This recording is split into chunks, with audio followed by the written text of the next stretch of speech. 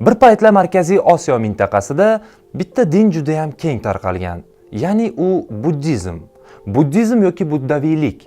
Siz bu haqida nimalarni bilasiz? Ba'zilar buddizm Hindistonda vujudga kelib, keyinchalik Xitoyga o'tgan deb o'ylaydi. Lekin Hindiston bilan Xitoy o'rtasida Markaziy Osiyo bor. Xitoyning shimoliga buddizm aynan Markaziy Osiyo orqali kirib borgan. Hozir hammasini batafsil bilib olasiz. Axir siz eng qiziqarli faktlar va 7 uxlab tushingizga kirmagan ma'lumotlarni yetkazuvchi xuddi shunday kanaldasiz. Kanalga obuna bo'lmagan bo'lsangiz, hoziroq obuna bo'ling va videoga like bosish esingizdan chiqmasin. Boshladik. Bema'ni behayo narsa ko'rishni kamaytir. Xuddi shunday, xuddi shunday. Atrofga bo'lgan dunyo qarashini kengaytir. Xuddi shunday, xuddi shunday. Vaqtini zoya ketkazmay to'xta. Xuddi shunday, xuddi shunday. Top million ma'lumotlar. Xuddi shunday, xuddi shunday. Markaziy Osiyodagi buddizm tarixini o'rganish ikkita stereotipni sindirishga yordam beradi. Birinchisi, arablargacha go'yoki Markaziy Osiyodan buyuk olimlar, faylasuflar va shoirlar chiqmagan degan. Ikkinchisi, buddizm vaqtinchalik tarqalib, mintaqa tarixida jiddiy iz qoldirmagan degan. Buddizm paydo bo'lganidan so'ng uzoq vaqt Hindiston subkontinentidan tashqariga chiqmagan. Maurya imperiyasi hukmdori Ashoka davrida, ya'ni miloddan avvalgi 260-222 yillarda buddizm davlat diniga aylanadi. Ashoka o'tkazgan 3-Budda sabori xulosasiga ko'ra, bu dinni shimolga targ'ib qilishga e'tibor qaratiladi. Shu tariqa ilk Budda rohiblari Hindistondan chiqib, bugungi Afg'onistonning janubiy viloyatlariga kirib kela boshlaydi. Lekin buddizm dini Markaziy Osiyoda keng tarqalishiga ushbu mintaqaning o'z hukmdorlari hissa qo'shadi. Yunon Baktriya davlati janubga kengayib Hindistonni egallaganidan so'ng, bu yerda Yunon-Hind podsholigi shakllanadi. Miloddan avvalgi 165-130-yillarda Hindistonni boshqargan Yunon shohlaridan biri Menandr I buddizmni qabul qiladi. Bu haqda yozilgan bir kitob bugungi kungacha saqlanib qolib, buddizmning asosiy kutubxonasi tarkibiga kiradi. Bu kitobning nomi Milinda Panxa, ya'ni Menandr bilan suhbatlardir. Unda keltirishicha, Menandr falsafa haqida suhbatlashish uchun o'ziga munosib ham suhbat qidiradi, lekin topa olmaydi. Axiri Nagasena ismli Budda rohibini suhbatga tortadi va uning javoblariga, bilimiga hayron qoladi. Kitob shu ikkisining falsafiy mavzulardagi suhbatlaridan iborat bo'lib, Platonning dialoglariga o'xshash janrda yozilgan. 1-asrda Markaziy Osiyoda Kushon saltanati vujudga keladi va bu saltanatning markaziy viloyatlari bugungi O'zbekistonning Surxondaryo viloyati va Afg'onistonning katta qismlarini egallaydi. Kushon saltanatining 4 va eng buyuk hukmdori 78-123-yillarda yashagan Kanishka I buddizm tarixidagi eng buyuk shaxslardan biri hisoblanadi. Kanishka Kushon saltanatining poytaxtini Afg'onistondan bugungi Pokiston hududiga, Peshavar shahriga ko'chiradi. Budda an'anaviy tarixiga ko'ra, Kanishkaning buddaviylik diniga kirishiga sabab bo'lgan inson ayol kishi edi. Peshovarda u Sarvastivadina oqimidagi rohib Bala bilan hamda madhuralik rohiba Buddhamitra bilan tanishadi. Bundan tashqari, uning saroyida mashhur buddaviy hind shoiri Ashvaghosha, shoir Aryashura, tabib Samhita Charaka xizmat qilgan. Xullas, Kanishkani buddaviy rohiblar, shoirlar va olimlar o'rab olgan. Ularning ta'sirida buddizmni qabul qilgan Kanishka Kashmirdagi Jalandhara ibodatxonasida 4-Budda sangitisini, ya'ni saborini o'tkazadi. Bu sangitiga eng mashhur Budda rohibi Sautrantika maktabi ustozi Vasumitra boshchilik qiladi. Saborga to'plangan 500 diniy olim buddizmning muqaddas kitobi Tripitakaga yangi sharhlar yozishadi. Vinaya Pitakaning yangi tahririni tayyorlashadi. Bu matnlar mis taxtachalarga yozilib, shu yerda yangi qurilgan stupaning devoriga ko'mib tashlanadi. Sangitida eng mashhur Budda rohiblaridan biri 2-Budda nomini olgan Nagarjuna ham qatnashadi. Uning harakatlari bilan Mahayana oqimi shakllanadi. Aynan Mahayananing turli maktablari Hindistondan Markaziy Osiyoga ko'chib, undan Xitoyga eksport qilinadi. Mana shu sangitida Baktriyadan kelgan Budda rohibi Ghoshaka qatnashadi. U bizga ma'lum bo'lgan Markaziy Osiyolik birinchi Budda rohibidir. Ayni paytda u Mahayana oqimining ustozlaridan biri hamda Vaibhashika maktabi asoschilaridan biri hisoblanadi. Keyinroq Baktriyada aynan mana shu maktab keng tarqaladi. Ba'zi tarixchilar Kanishkani o'zi buddizm dinini qabul qilganiga shubha qilishadi. Nimagaki uni tangalarida turli dinlarni xudolari tasvirlangan bo'lgan. Qolaversa, Kanishka davrida qurilgan Kushon sulolaviy ibodatxonasi Zardushtiylik ibodatxonasidir. Hozirda uning xarobalari Afg'onistonning Surxko'tal degan joyida saqlanib qolgan. Shunga qaramay, Kanishka Budda rohiblariga homiylik qilgani, ularni atrofiga to'plagani, ko'plab Budda ibodatxonalarini ko'rgani ma'lum. Tarixdagi eng yirik Budda ibodatxonalaridan biri aynan u tomonidan qurilgan. Pokistonning Shahjikidheri degan joyda Kushonlar poytaxti Peshovar yaqinida xarobalari saqlanib qolgan. Bu ibodatxona manbalarida Kanishka stupasi deb ataladi. Ibodatxonaning tarixiy nomi esa Kanikchaytya, ya'ni Kanishka g'oridir. U o'z davrida shu qadar mashhur bo'lganki, butun dunyodan buddaviylar uni ko'rish uchun Peshovarga kelishgan. Aynan shu ibodatxonani ko'rish uchun Xitoydan Hindistonga kelgan sayyohlar yozib qoldirgan xotiralar tufayli biz bu ibodatxonaning qanchalik ulkan va muhtasham bo'lganini bilamiz.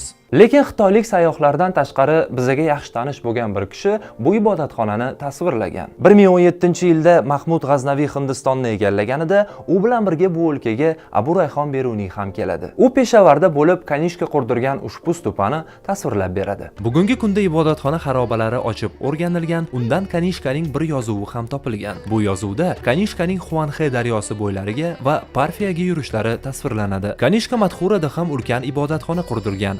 Deb ataladigan bu ibodatxonaga Kanishkaning ulkan haykali o'rnatilgan. Ammo bugungi kunda ushbu haykalning boshi saqlanmagan. Kanishkadan so'ng hokimiyat tepasiga kelgan Vasishka I otasining ishlariga qarshi bo'ladi va uning diniy bag'rikenglik siyosatini to'xtatadi. U buddaviy rohiblarni tazyiq ostiga oladi. Kanishka Surxko'tal va Shahjikid Xerida qurdirgan ibodatxonalarni buzib tashlaydi. Ammo u taxtdan ag'darilib, ukasi Xuvishka hokimiyatga keladi. Xuvishka davrida bu ibodatxonalar yana tiklanadi. U budda rohiblariga yana homiylik qilishni boshlaydi. Aynan Xuvishka davrida budda rohiblari Markaziy Osiyoga ham yetib kelib, o'z ibodatxonalarini qurishni boshlaydi. Buddizmni Markaziy Osiyoga kirib kelishi ikkita yo'nalishdan borgan. Birinchisi Marv orqali shimoliy g'arbga, Parfiya va Eronga. Ikkinchisi Termiz orqali shimoliy sharqqa, Markaziy Osiyoning ichki hududlariga va Xitoyga tarqalgan. Eski Termiz atrofida Kushon davriga oid juda ko'p budda ibodatxonalarining xarobalari topilgan. Shulardan biri Qoratepa yodgorligi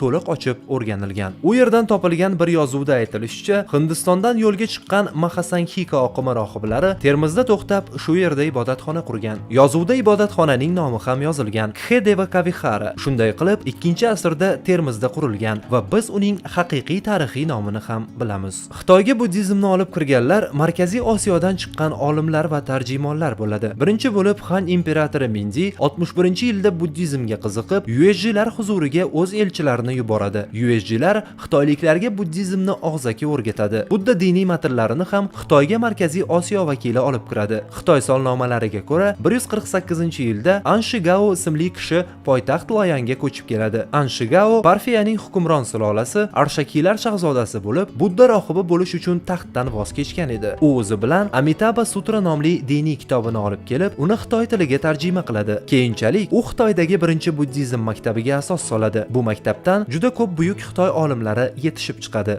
Anshigaoning 2 asosiy shogirdi bor edi. Xitoylik Yan Fatao va parfiyalik Anshjan. Shu ikkisi keyinchalik buddizm sutralarini Xitoy tiliga tarjima qilishni yo'lga qo'yadi. Hozirgi Xitoyning janubiy viloyatlaridagi davlatlarga buddizmni olib kirgan insonlar esa suxt bo'lgan. Birinchisi Kansen Wei oilasi bilan Hindistondan Tonkinga, keyin 247-yili Nankingga ko'chib o'tgan. Kansen Wei u sulolasi shohi Sun Haoni buddizmga kiritgan. Shundan so'ng Xitoy janubida buddizm tarqala boshlagan. Bu jarayonga eng katta hissa qo'shgan olim ham suxt edi. Uning ismi Kan Ratnami. Ratnami o'zi asli Samarqandlik bo'lib, oilasi bilan bolali paytida Samarqanddan Hindistonga, keyinchalik Vyetnamga ko'chib o'tgan. Vyetnam orqali 454-yilda uni oilasi janubiy Xitoyga kirib kelgan va bu yerda Ratnami katta bo'lib, mashhur budda olimi sifatida tanilgan. Xullas, Markaziy Osiyoning Baxtriya, Parfiya, Suxt viloyatlaridan chiqqan rohiblar, olimlar, tarjimonlar buddizm Xitoyda va Yaponiyada tarqalishiga asosiy hissa qo'shgan shaxslar hisoblanadi. Ular bugungi kungacha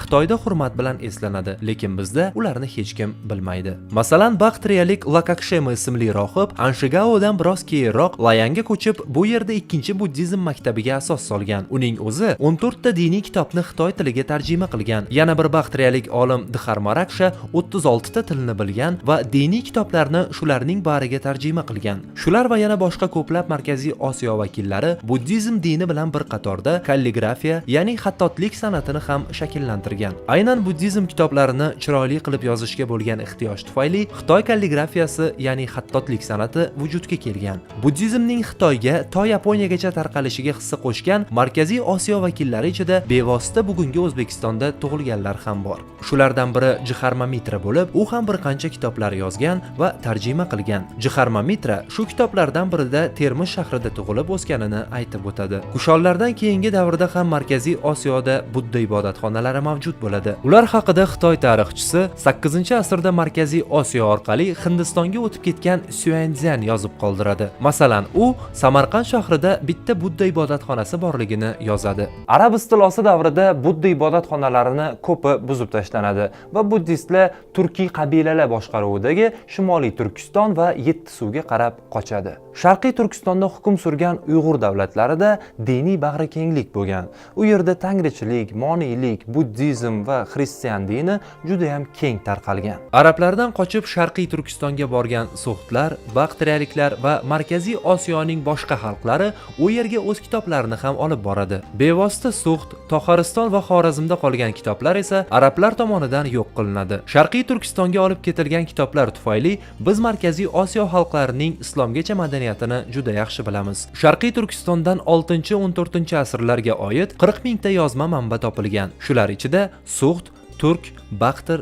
Toxar, sak tillarida yozilgan kitoblar juda ham ko'p. Ular orasida buddaviylik diniga mansub tarjimalar, diniy kitoblar, she'riy to'plamlar ham bor. Masalan, Vesantara Jataka kitobining suxtcha tarjimasi to'liq saqlanib qolgan. Buddizm Sharqiy Turkistonda uzoq saqlanib, 17-asrdagina to'liq unutiladi. U Markaziy Osiyoda 1600 yildan ko'proq mavjud bo'lgan. Buddizm bu mintaqa uchun ikkinchi darajali din bo'lmagan. U yetarli darajada juda ham keng tarqalgan va madaniyatga katta ta'sir qilgan. Bugungi kunda mintaqaning buddaviy o'tmishidan bizaga juda ham ko'plab ibodatxonalar, haykallar va yozma adabiyot namunalari saqlanib qolgan. Yuqorida aytilgan ibodatxonalar kitoblardan tashqari buddaviylar haykaltaroshlikka ham katta hissa qo'shgan. Eng mashhur haykallarni esga olsak, Tojikiston janubidagi Ajinatepa yodgorligida Budda ibodatxonasi topilgan. Ushbu ibodatxonaga yonboshlab yotgan Budda haykali joylashtirilgan. Bu haykalning uzunligi 12 metrni tashkil qiladi. Bundan tashqari Afg'onistonning Bomiyon viloyatida Buddaning 55 va 37 metrli ikkita ulkan haykali bor edi. Toqqa o'yib ishlangan bu haykallar juda mashhur madaniy meros durdonalari bo'lgan. Ammo 2004-yilda Taliban terrorchi guruhi bu haykallarni portlatib yubordi. Bugungi kunda O'zbekistonda buddaviylar merosini o'rganishga e'tibor ancha kuchaygan. Bir necha yillar oldin Termizdagi Qoratepa stupasi yaponiyalik homiylar ko'magida tiklangan edi. Endi o'sha hududdagi bir qancha ibodatxonalarni tiklashga harakat qilinmoqda. Bundan tashqari Toshkent davlat sharqshunoslik universitetida buddizm obidalarining 3D modellarini yaratish bo'yicha innovatsion loyiha amalga oshirilmoqda. Bizani kuzatishda davom eting va o'z fikrlaringizni izohlarda yozib qoldiring. Meni ismim Mahmud, bu xuddi shunday kanali. Keyingi sonlarda ko'rishguncha so'rab qo'ying hammani.